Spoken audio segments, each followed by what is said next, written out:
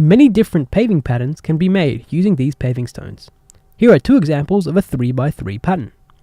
In a 6x6 Dutch pattern, the three sorts of paving stones are used in a symmetrical arrangement to completely fill a square area. A partly completed 6x6 pattern is shown below. The stones required to complete the 6x6 pattern are which of the following?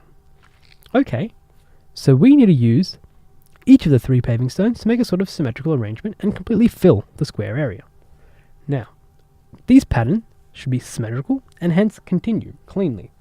So let's continue drawing the pattern. The 6x6 represents 1, 2,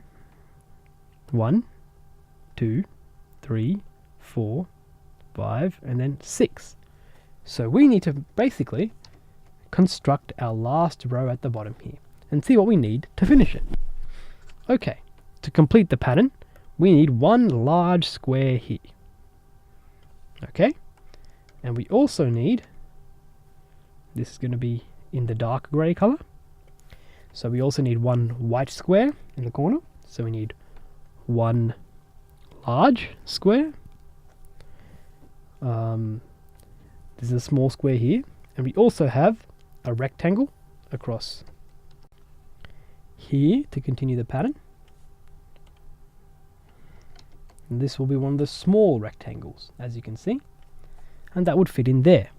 So, what have we used in this shape? We have used one large square, clearly, two of these small squares, and then one small rectangle. Okay, let's look at which of these options matches up. We've used two small squares, one large square, and one rectangle. So our answer here should be C.